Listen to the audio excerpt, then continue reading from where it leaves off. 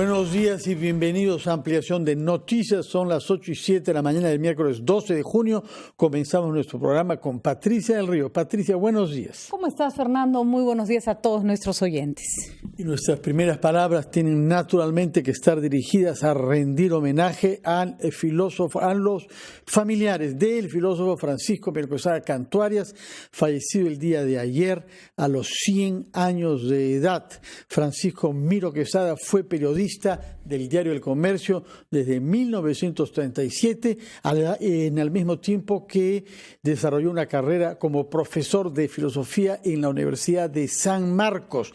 Creó el Dominical del Comercio en el año 53 y hasta una historieta que fue muy importante para mi generación, el Super Cholo, creada por él el año 57. Sus restos vienen siendo velados en la parroquia de la Reconciliación en Camacho.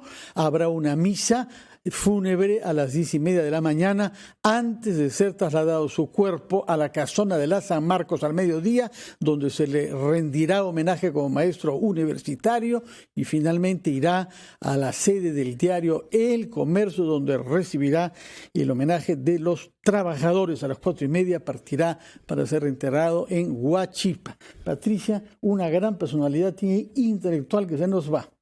¿Sabes qué me gustaba mucho de él, Fernando? La capacidad para tener un amplio abanico de conocimientos. Era un hombre, un filósofo que podía entrar a un razonamiento duro, complicado, de especialistas, y también una persona que podía crear un objeto cultural tan pop, por decirlo de alguna manera, como una historieta como Super Cholo. Y eso da cuenta de una persona con una capacidad para mirar el mundo desde muchas perspectivas. Realmente un gran peruano.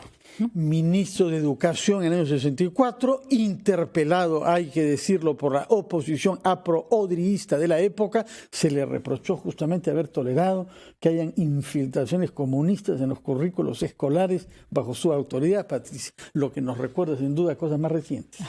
¿Ah? Las intolerancias no tienen fecha de caducidad, por lo visto. Bueno, el tema universitario y una personalidad como Francisco Miro Quesada es una introducción magnífica para presentar a Beatriz Merino Lucero, quien es abogada, quien es universitaria, porque preside una universidad, César Vallejo, que por un azar del calendario recibió el día de ayer o hoy, según la prensa informa hoy, su licenciamiento por la SUNEDO. Buenos días, Beatriz Merino. Buenos días, Fernando. Buenos días, Patricia. Mis primeras palabras, obviamente, para sumarme a este homenaje a un gran peruano como Francisco Miro Quesada, a un pensador y a un hombre que siempre creyó en algo que el Perú creo que necesita mucho hoy día, que es el diálogo y el consenso.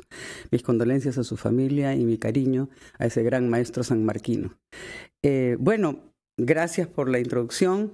Tengo, en primer lugar, la enorme satisfacción de anunciar al país y en general el licenciamiento de la Universidad César Vallejo, que ha culminado un largo proceso de más de 2 años de una profunda transformación de esta universidad, ocurrida en los últimos años, y además de un examen riguroso de la SUNEDO, del regulador, que ha tenido las siguientes características, como digo, una gran rigurosidad, un enfoque técnico, ha sido efectivo, que es lo de sumar lo eficiente, que es hacer las cosas bien, con lo eficaz, que es hacer bien lo correcto, y además un proceso transparente del cual ha salido este logro, ¿no?, de la universidad, pero también del regulador, porque ha logrado esta transformación de la universidad, y quisiera que estas primeras palabras sean para felicitar a los más de 100,000 alumnos que tiene hoy día la Universidad César Vallejo, a su personal docente y administrativo, que pueden ser alrededor de 8,000, a sus egresados, que serán alrededor de 70,000, a sus familias, que si consideramos que son 10 más o menos por cada persona, tendremos que hoy día estarán sonriendo y festejando alrededor de o más de 1 millón de peruanos, y ciertamente al equipo técnico de licenciamiento de la Universidad César Vallejo, liderada por su vicerrector académico, el doctor Heraclio Campana, y a la SUNEDO, cómo no, a un regulador que con sus exigencias en favor del alumnado aseguraron esta transformación, y quisiera felicitar al doctor Martín Benavides, al superintendente de la SUNEDO y a todo su equipo, porque al final este logro difícil, riguroso, de más de 2 años, trae como consecuencia o como logro una educación de mayor calidad y el bienestar de los alumnos, que finalmente los chicos, los estudiantes, son el fin último de una universidad. Tenemos entendido de que hay el mismo rigor en aspectos vinculados a la infraestructura educativa, es decir, calidad de los locales,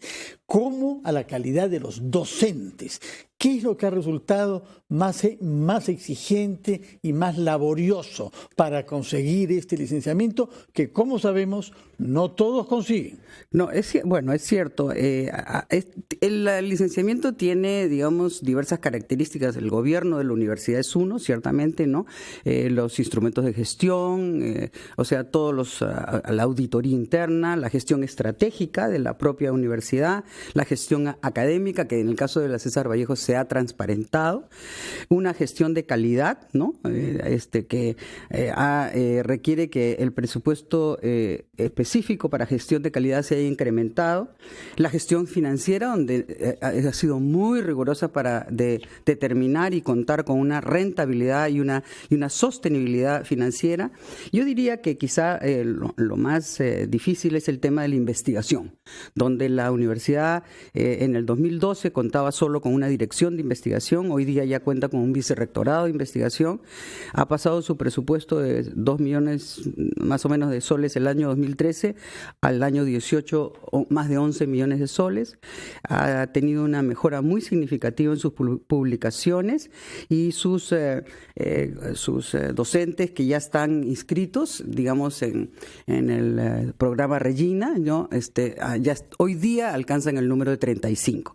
En la infraestructura, sí, tenemos toda la infraestructura necesaria y hemos hecho una inversión muy grande, yo diría, en los últimos 4 años de más de 300 millones de soles. Así es de que esto 300 millones de soles. Más de 300, invierten, ¿no? En eso. Es una buena noticia entonces que exista una superintendencia en nuestro país que se toma las cosas en serio, y usted, que ha podido ser víctima, digamos que en todo caso ha sido sometida a un examen, elogia esta institución pública. Yo le elogio porque además tiene que recordar que si uno de mis antiguos sombreros es haber sido superintendente de la madre de todas las reguladoras, de la SUNAT y de la aduana. Y yo quiero decir que toda regulación no es mala, ¿no es cierto?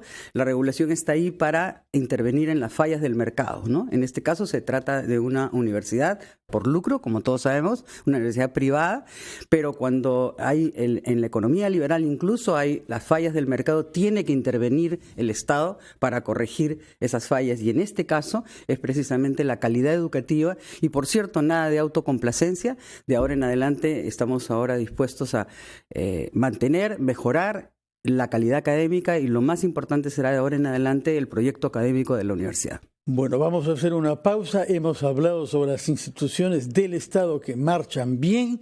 Lamentablemente hay algunas que marchan mal, que usted conoce bien, porque usted ha sido por una parte parlamentaria, senadora, y por otra parte la primera mujer que ha sido primera ministra, de manera que queremos que nos haga un análisis igualmente severo sobre qué está pasando en las relaciones entre el Parlamento y el Poder Ejecutivo, a propósito naturalmente de la reforma política. Vamos primero a una pausa y retomamos nuestra entrevista con Beatriz Merino.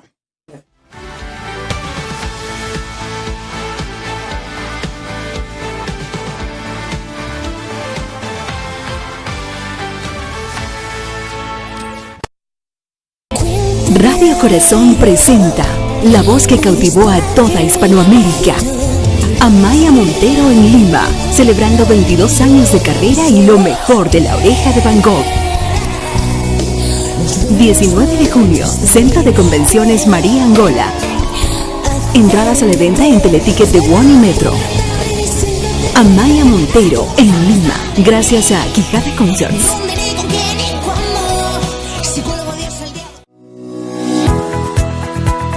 Uno de los pilares fundamentales que venimos desarrollando el equipo de Bayunido Tía María en el Valle de Tambo es la prevención de la salud.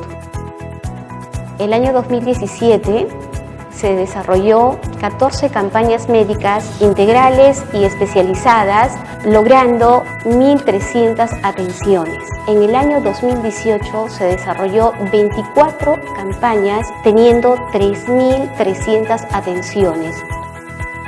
Bayunido Tía María lleva estas campañas médicas a los lugares más alejados.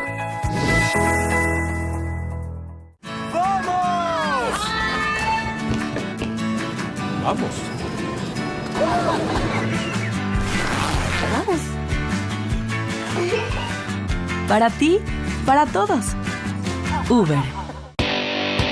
La silla donde usted se sienta cuesta. Cuando viajamos. La mesa donde usted pone sus papeles cuesta. En ningún momento se me comunicó que aquel programa que ya había sido entregado, ya había sido subido al sistema, simplemente dejó de ser transmitido. Y ha entrado en una suerte, en una suerte de parálisis, una suerte de catatonia en cuanto a la acción. Bueno, ingresa en estos momentos el presidente de la República, Martín Vizcarra. Está de manera sorpresiva en el Congreso de la República. Pueden estar trabajando actualmente en el Consejo Nacional de la Magistratura. Cuando aún nada está dicho en los asuntos que realmente importan, sus protagonistas se sientan aquí, cada noche, a las 9, por RPP Televisión.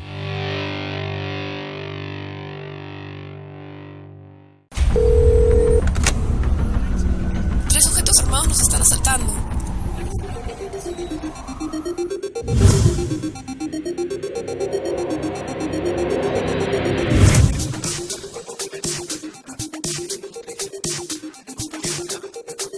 Cuando estés lejos de sentirte seguro, contacta al Rotafono, la línea de ayuda más efectiva.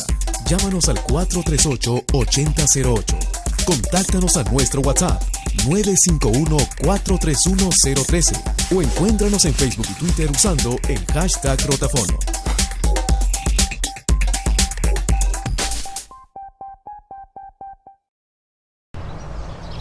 Radio Oxígeno.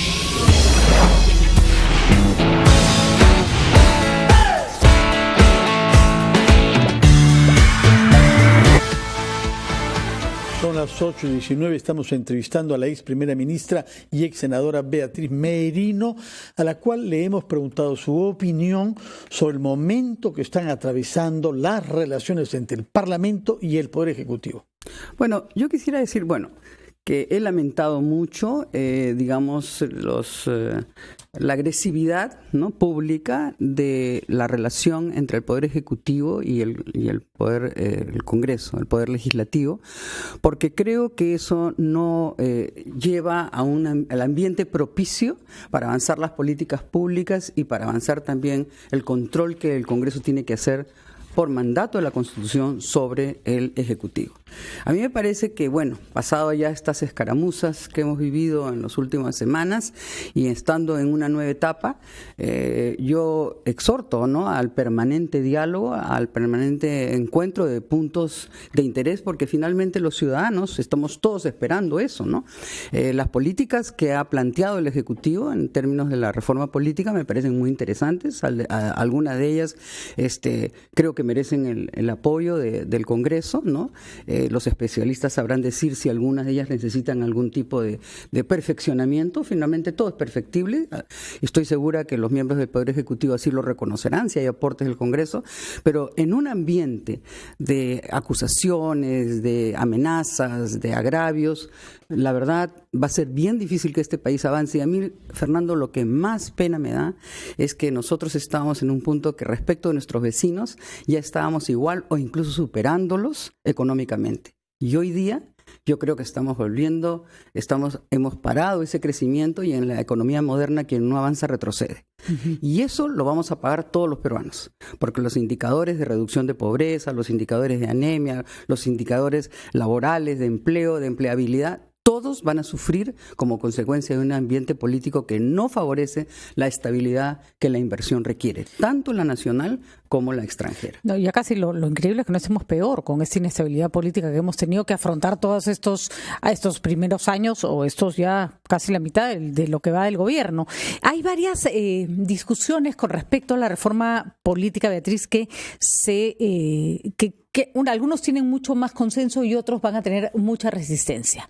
La alternancia y la paridad, ya escuchamos varias voces, curiosamente no solo masculinas, sino varias femeninas también, que la cuestionan porque dicen que la meritocracia debe ser lo que se imponga sobre el género y, ya conocemos más o menos cuáles son los argumentos en contra. ¿Debe o no debe impulsarse la paridad y la alternancia de género? ¿Nos vamos a meter en un problema o efectivamente vamos a generar una oportunidad? A ver, Patricia, yo tengo una opinión decidida sobre este tema. Cuando yo nací, ni mi madre ni yo éramos ciudadanas, ¿verdad? O sea, miren cómo ha cambiado en una generación prácticamente, o en dos será, la vida de las mujeres. Ni mi madre ni yo, cuando nacimos, éramos ciudadanas, mi madre no podía ni elegir ni ser elegida, ¿no? No podía firmar cheques, no podía salir al extranjero sin permiso de su padre o de su marido. Mi madre, una mujer luchadora, brillante, mire. Eran capaces de criar 8 hijos si era necesario, pero no eran capaces de tomar decisiones sobre lo digo su para país. Que se note el cambio, ¿no es cierto? Hace 22 años empezó el tema de la cuota, ¿no?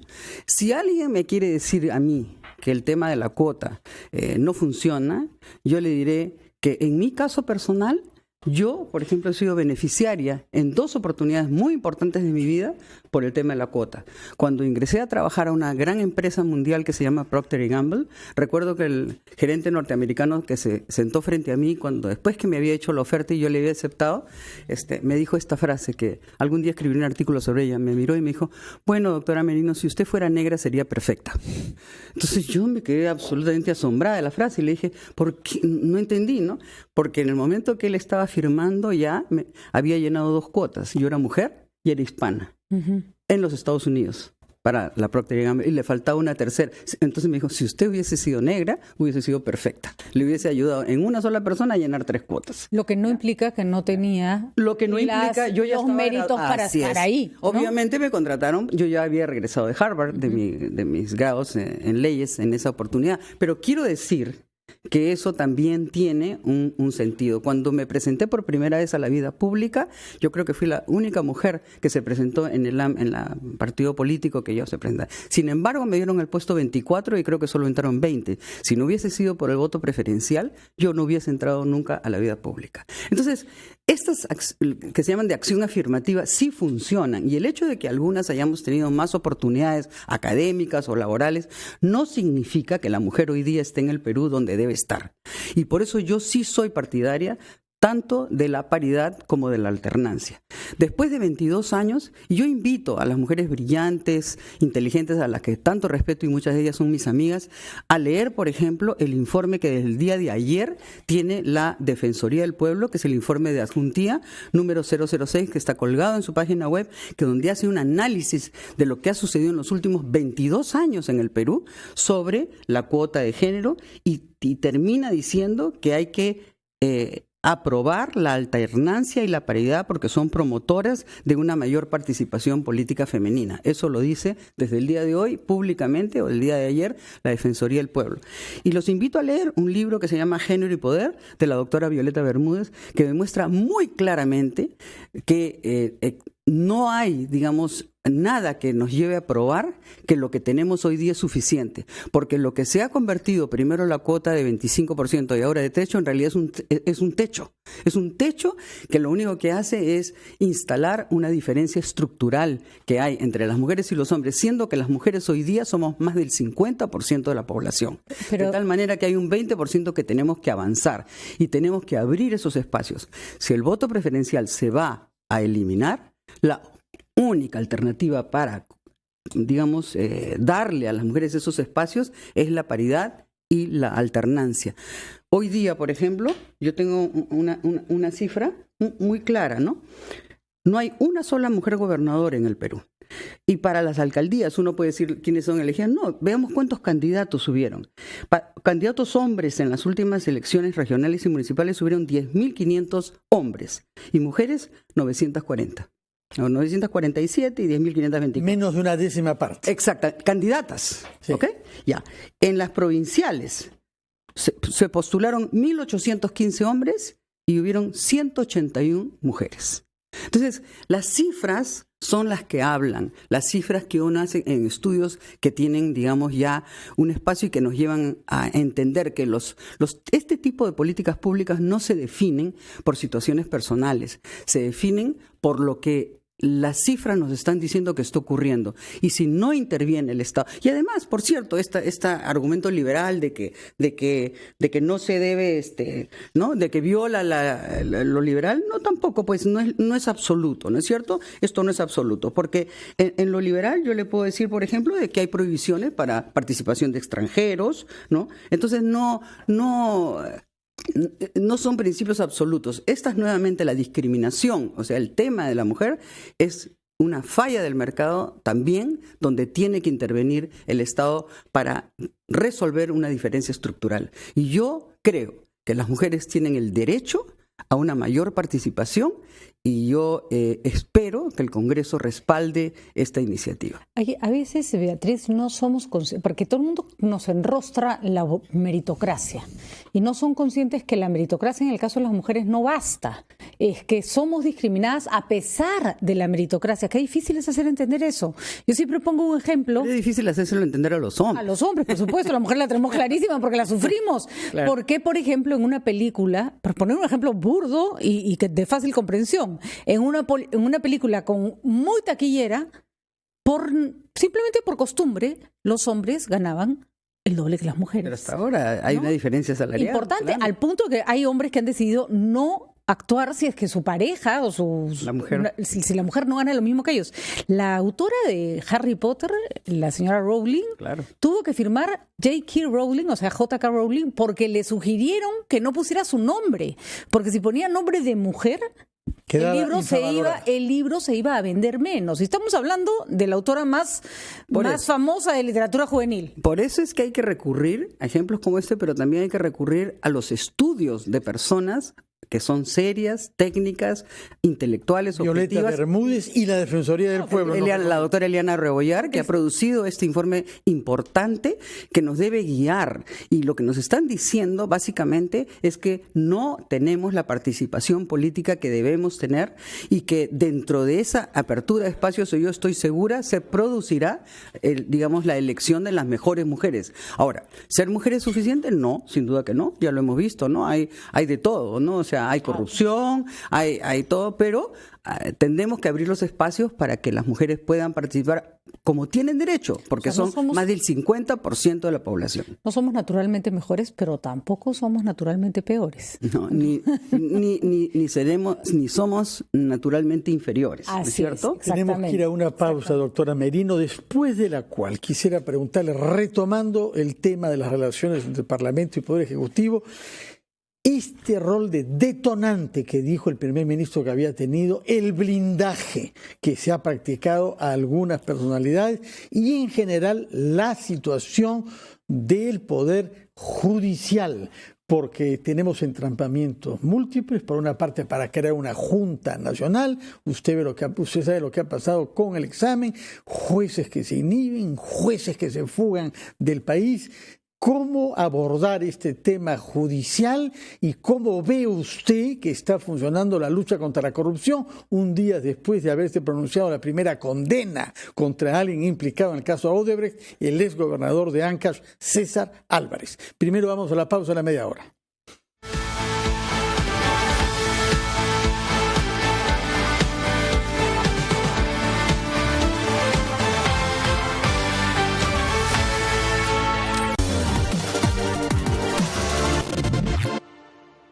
Nos acompaña en estos momentos la directora del museo, Sonia Guillén, está con nosotros. Gracias por acompañarnos esta tarde. Con mucho gusto. Bueno, a inicios del mes de mayo me parece que el Museo de Cultura informó acerca de que iban a clausurar temporalmente el museo a raíz del desprendimiento de parte del techo. ¿Esto tiene que ver con el proceso de reestructuración o ya era parte de un plan?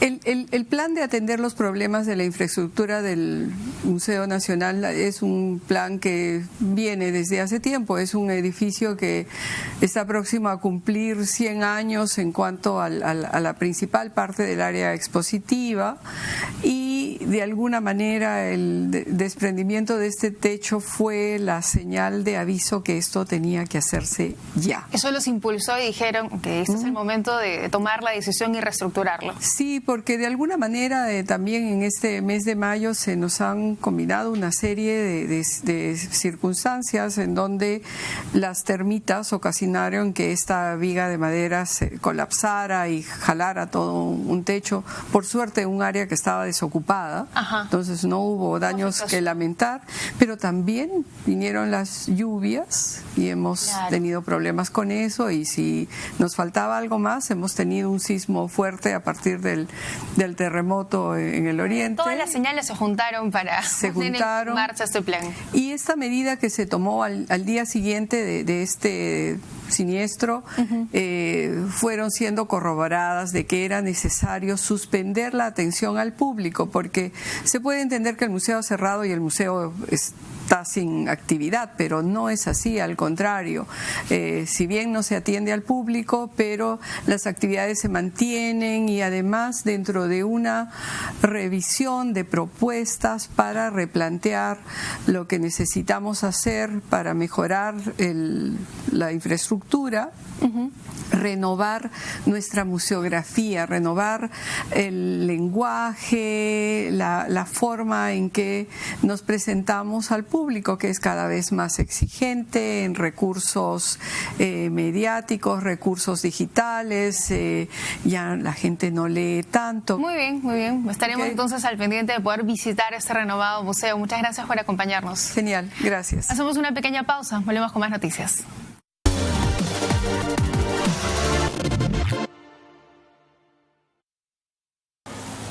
No sabes. He escuchado por ahí que todos los peruanos que tengan los apellidos como figuran en una larga lista de la Embajada de España obtendrán la nacionalidad española inmediatamente. Así que si te apellidas Gómez, Chávez, Gutiérrez, Pérez, es una oportunidad que no puedes dejar pasar. Hay mentiras disfrazadas de noticia. Felizmente existe RPP, confianza por todos los medios.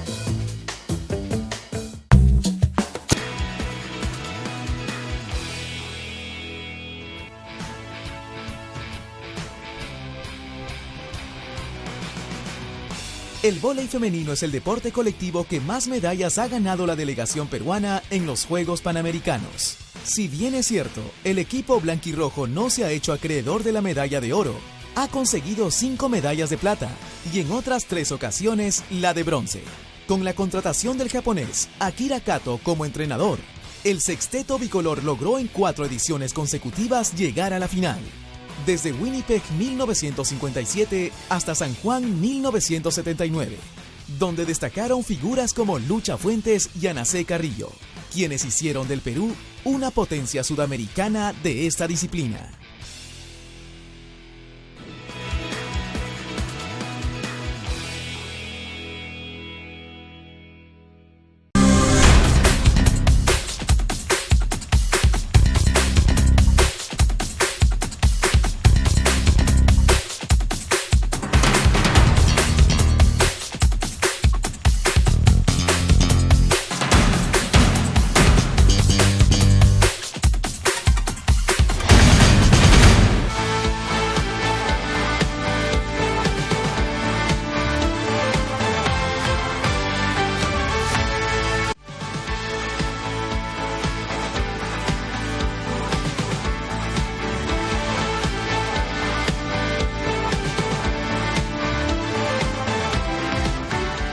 Son las 8:35, estamos entrevistando a la señora Beatriz Merino, quien ha sido la primera ministra del Perú y senadora de la República antes de ser presidenta ejecutiva de la Universidad César Vallejo, que ha obtenido su licenciamiento el día de ayer. Ella nos ha dicho que felizmente hemos entrado a una etapa un poco más apaciguada en las relaciones entre la mayoría parlamentaria y el Ejecutivo, pero queríamos preguntarle sobre los temas judiciales por el tema del blindaje, que habría sido el detonante de las iniciativas que usted calificó como un poquito agresivas lanzadas por el Ejecutivo. Bueno, agresivas de uno y de otro lado, ¿no es cierto? O sea, ahora, creo que a ver, este uso de la palabra blindaje ya en sí mismo tiene una connotación, ¿no? Significa que la persona era pasible de una acusación constitucional o de determinada investigación y de una manera incorrecta, por así llamarlo, por decir, se ha impedido que pueda ser objeto de una investigación. Entonces, el uso de la palabra blindaje ya tiene en sí misma esa acepción. Ahora, lo que he escuchado decir a los congresistas, obviamente yo estoy fuera de ese proceso, lo que he escuchado decir a los congresistas es que los expedientes que han venido, yo no los he leído, obviamente, no estaban lo suficientemente sustentados, ¿no? Y a la otra parte he escuchado decir blindaje, blindaje, blindaje, ¿no? Entonces, a mí me parece que realmente los ciudadanos quisiéramos saber la verdad. O sea, y la verdad es, ¿merece o no merece ser investigada esa persona? Ese juez, ese fiscal, o sea, esa persona. Porque de verdad el Congreso no tiene que ser un mecanismo de protección de personas que violan la ley. Cuando yo era defensora del pueblo, tenía la capacidad de presentar iniciativas legislativas. Creo que lo hice en 2 oportunidades nada más. La segunda fue la consulta previa, pero la primera fue precisamente una ley de inmunidad. Porque una de las cosas que yo descubrí, precisamente estando al frente de la SUNAT, que en este país toda la inmunidad está mal pensada. Hay cargos que tienen demasiada inmunidad y hay cargos que no tienen ninguna inmunidad. Una de ellas era, en ese momento, la Superintendencia de Administración Tributaria. De tal manera que un funcionario que tenía un altísimo cargo podía terminar con 600 juicios o 500 juicios, ¿no? Entonces, eso requería de un pensamiento, de un estudio. O sea, no se trata únicamente de la humanidad de este o del otro. Yo creo que, bueno, yo entiendo que ahora esto es parte de la propuesta de reforma política, pero yo invito a que los estudiosos hagan un estudio holístico, digamos, de lo que es el tema de la inmunidad, porque hay funcionarios y por eso es que la gente no quiere acercarse tampoco al Poder Ejecutivo, o la gente no quiere participar en alcaldías. O sea, yo recuerdo cuando una vez mi buen amigo y querido amigo Alberto Andrade me dijo, ya tengo 380 juicios. Me dijo, o sea, ¿cómo podía una persona tener 380 juicios? O otra persona que estaba al frente de la ONP alguna vez me dijo, ya tengo, mi destino ya está marcado, tengo 780 juicios. Entonces, yo lo que entiendo es que tampoco hay que mirar a la inmunidad únicamente mirando la inmunidad parlamentaria. En esta oportunidad se va a tener que hacer, pues parte, digamos, de la política pública que ha enviado el Parlamento, pero en lo que se refiere al blindaje, yo sí realmente creo que tengo la misma exigencia que toda la ciudadanía. No puede el Congreso impedir que se realicen investigaciones cuando hay hechos que acreditan que se debe investigar. Porque tampoco está juzgando, no está declarando a alguien inocente o culpable, sino hay personas serias que están diciendo esta persona debe ser investigada. Y sobre todo, creo que ahí ya no debería haber mayores dudas si quien está presentando de manera sustentada un pedido es el Ministerio Público, ¿no? Ahí ya es como que se cae de maduro, que uno tiene que darle el lugar del Ministerio para que pueda hacer su trabajo. Y sobre todo fiscales que han merecido el respeto de la ciudadanía, ¿no? Entonces, yo creo que desde ese punto de vista, bien haría el Congreso en revisar. Creo que tiene todavía la oportunidad ahora de revisar estas decisiones. Y en cuanto al Poder Judicial, ¿no? Bueno, lo de la Junta Nacional de Justicia pues ha sido una decepción para todos, ¿no? O sea, pero creo que quizá el examen fue mal concebido, ¿no? O sea, no era el examen que era el examen correcto, digamos, para este tipo de personas que no van a ser directamente los operadores de la justicia, sino van a ser quienes digamos, elijan o sancionen a jueces y cuyos asesores además podrían tener este nivel de especificidad técnica que una prueba de esta naturaleza requería, ¿no? Tal vez mucho más interesante, yo no soy especialista, no pretendo descubrir el agua tibia, pero mucho más interesante hacer análisis de casos, o sea, presentarle, por ejemplo, a la persona un caso y decirle cómo calificaría usted la conducta de este juez, ¿no? Y con eso tener mucho más claro sus criterios, sus conocimientos, ¿no? Que es, por ejemplo, Patricia, como toman examen en la Escuela de Derecho de la Universidad de Harvard, donde vienen, de donde vienen la mayor parte, creo, de los jueces supremos y muchos de los presidentes de los Estados Unidos. O sea, te plantea un caso y lo que analizan es el razonamiento. razonamiento, ¿no es porque cierto? los datos ¿Cómo los se vas a sustenta el encontrar. razonamiento, no? Los datos los vas a encontrar en Google, en la biblioteca. Lo que no te da ninguna biblioteca ni Google es el criterio. Así es. y menos la integridad. Y menos la integridad, ¿no es cierto? Beatriz Merino, muchas gracias por su visita. Ojalá que se renueve. Felicitaciones por el licenciamiento de la universidad que usted preside, César Vallejo, y por las contribuciones que nos ha hecho a comprender nuestra crisis institucional y las perspectivas de una reforma judicial también. Gracias. Tenga usted muy buenos días. Mi última... ¿sí? A leer Género y Poder. De Violeta Bermúdez sobre mi última palabra de agradecimiento a ustedes, pero también de felicitación a los 100.000 chicos de la Universidad César Vallejo.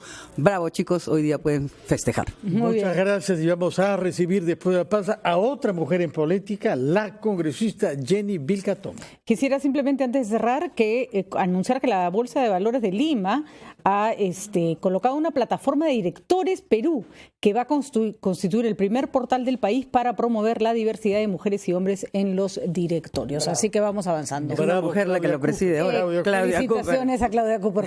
Gracias. Pausa y recibimos a la congresista Jenny Vilca Toma.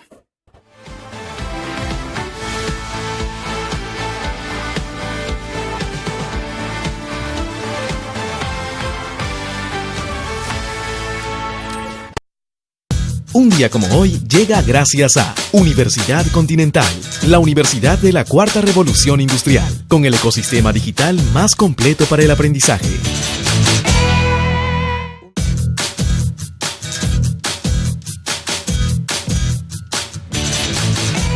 Un día como hoy, 12 de junio, en 1929, nace la alemana Anna Frank, víctima de la Segunda Guerra Mundial y autora del famoso Diario de Ana Frank. De religión judía, Ana y su familia se ven obligados a huir a Ámsterdam tras la llegada de Hitler al poder y más adelante a vivir en un escondite. En los 2 años que vive oculta, Ana escribe un diario en el que relata su aterradora experiencia. En 1944, los Frank son descubiertos y enviados a campos de concentración, siendo el único sobreviviente su padre. 6 años después, un día como hoy, en 1935, se firma el protocolo de paz entre Paraguay y Bolivia, que pone fin a la Guerra del Chaco. El límite fronterizo entre ambos países había quedado indefinido tras la colonia, por lo que luego de que Bolivia perdiera su salida al mar en la Guerra del Pacífico, la zona del Chaco Boreal adquiere valor estratégico para ellos. La Guerra del Chaco cobra alrededor de 100.000 vidas y termina con un protocolo de paz en el que Paraguay obtiene la mayor parte del territorio y Bolivia una zona a orillas del río Paraguay, donde se encuentra hoy día el Puerto Bush. Esto sucedió un 12 de junio, un día como hoy.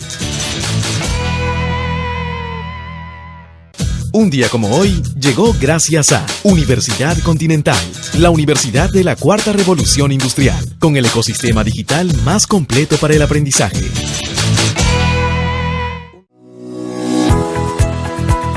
Uno de los pilares fundamentales que venimos desarrollando el equipo de Bayunido Tía María en el Valle de Tambo es la prevención de la salud. El año 2017 se desarrolló 14 campañas médicas integrales y especializadas, logrando 1.300 atenciones. En el año 2018 se desarrolló 24 campañas, teniendo 3.300 atenciones. Bayunido Tía María lleva estas campañas médicas a los lugares más alejados.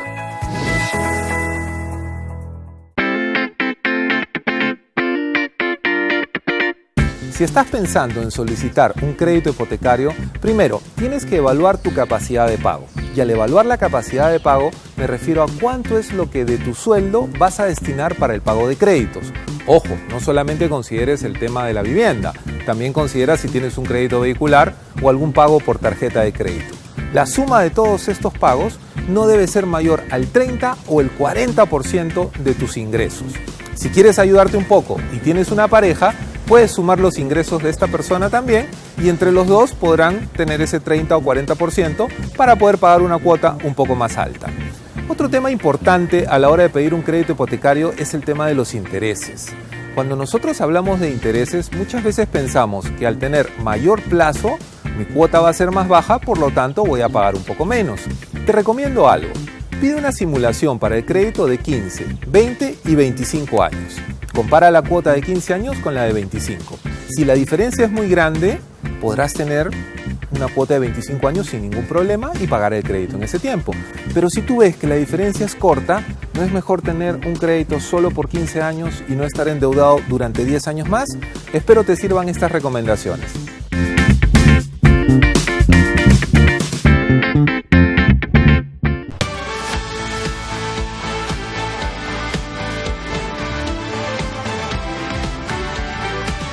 Son las 8:47, recibimos a la congresista de Fuerza Popular, Jenny Vilca Toma.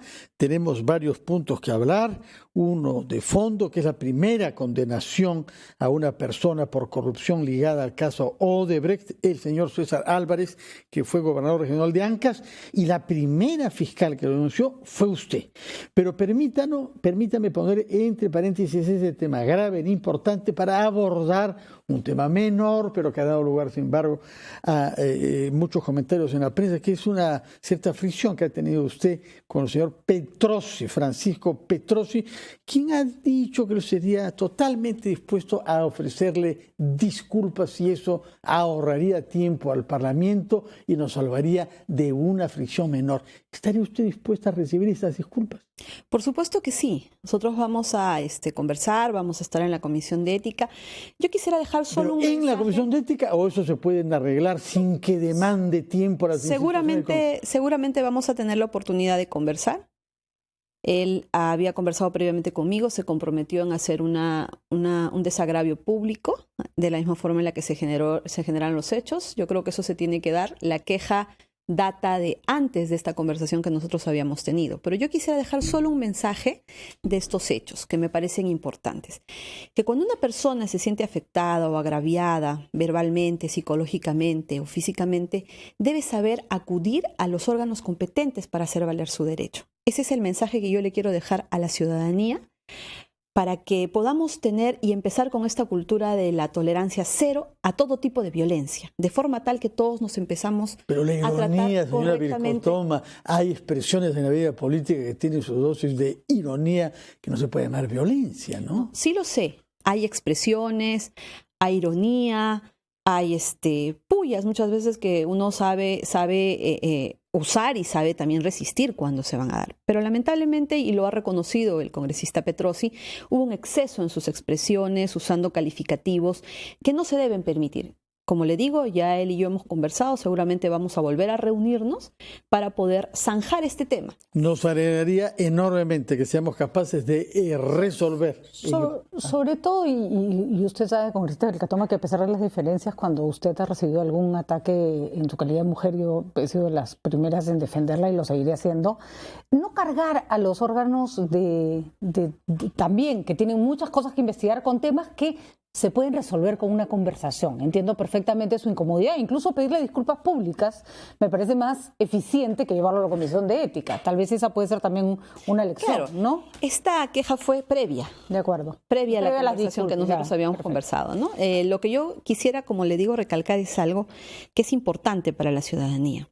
Que hoy existen normas, que hoy existen órganos donde nosotros podemos acudir.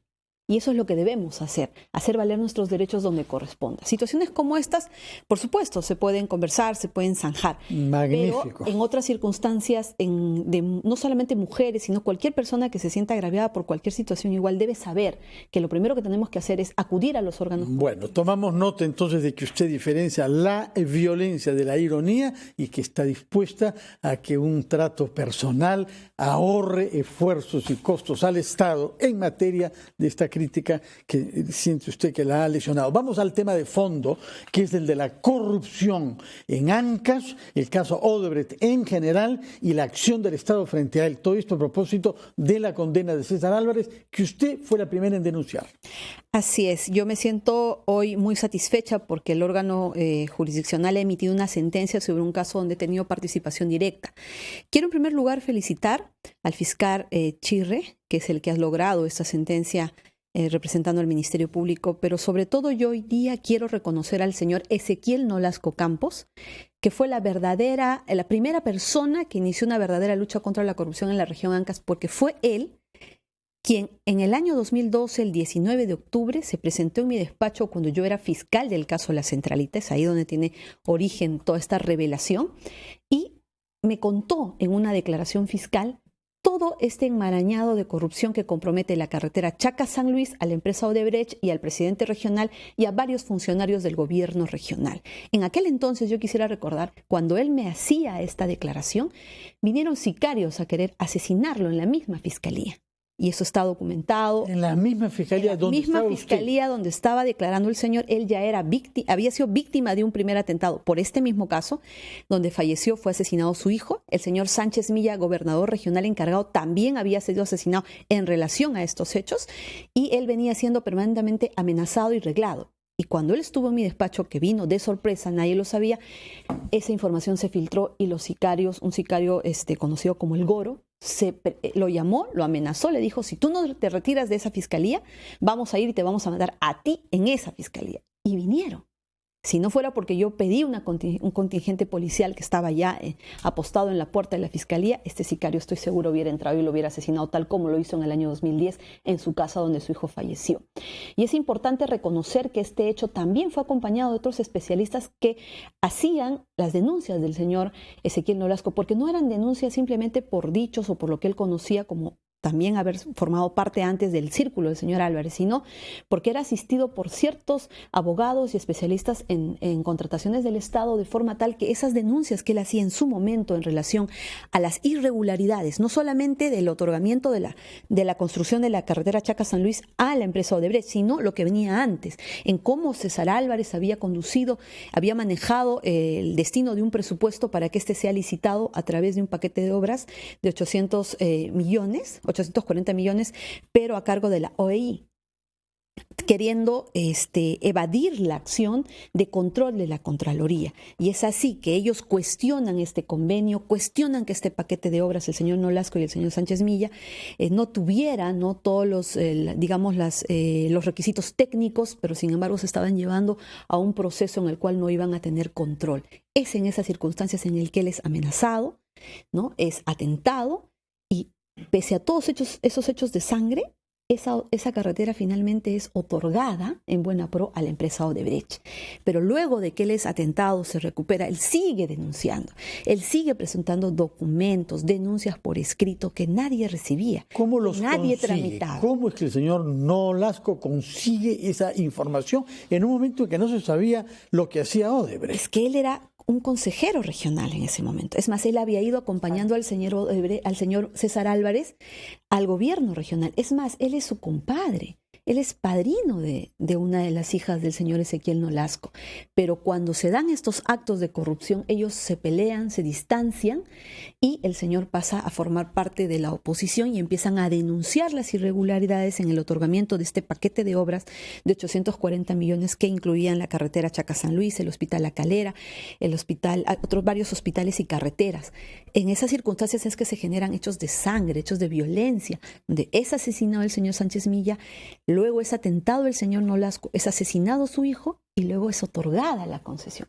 Él, cuando se recupera, no solamente empieza a luchar porque se investigue el asesinato de su hijo, sino también sobre estos actos de corrupción en la carretera Chacas-San Luis y en otras carreteras. En el tiempo él siguió siendo amenazado, perseguido permanentemente. Y lamentablemente en la región Ancash, en esta organización criminal, ya habían sido incluidos jueces, fiscales, presidentes del Ministerio Público y del Poder Judicial, y de forma tal que nadie recibía su denuncia, nadie la procesaba. Ahí hay un dato, la felicito por haber iniciado esa investigación, además, porque enfrentarse en ese momento a César Álvarez era básicamente conseguirse un boleto de pasaje a la muerte, porque cualquiera podía morir, pero da cuenta de un esquema que se repite y se repitió en todo el Perú. Se repitió en el Callao, se repitió en Ancash, se repitió en Lima. Una suerte de red que iba desde el Ministerio Público, Poder Judicial, empresarios y poder político. Y sicarios. Claro, porque además allá la cosa era con violencia, te mato, etcétera. En el Callao también se mandaban matar unos a otros. Sin embargo, y esta tal vez es algo que no se entiende, no de otras personas, pero tal vez no sé si queda claro desde su perspectiva, me gustaría que me ayude a comprender. Cuando llegan casos al Congreso para poder investigar por organización criminal, que claramente es la manera como operaban estas mafias, porque se necesitaba que todo el aparato estuviera a los pies de la corrupción. Por ejemplo, Fuerza Popular vota y vota y vota y vota, siempre excluyendo el cargo de organización criminal a los imputados. No hay una contradicción enorme ahí, porque nadie está diciendo que son culpables de una organización criminal, pero esas son las tesis de la Fiscalía que se corroboran en otros escenarios. ¿Por qué cerrarle esa puerta al Ministerio Público cuando se necesita que se trabaje en ese sentido? Bueno, yo siempre voy a estar en la posición de que se tiene que investigar un caso. Me imagino te refieres al caso del señor Chabri, al caso de los cuellos blancos. A los cuellos blancos, los miembros del Consejo Nacional de la Magistratura, que no han sido acusados de organización criminal. Y quisiera aprovechar para poder responderte, Patricia. El día de ayer ha sido difundido ciertas comunicaciones en relación a mi persona con el señor Abel Concha, el ex juez del caso Toledo.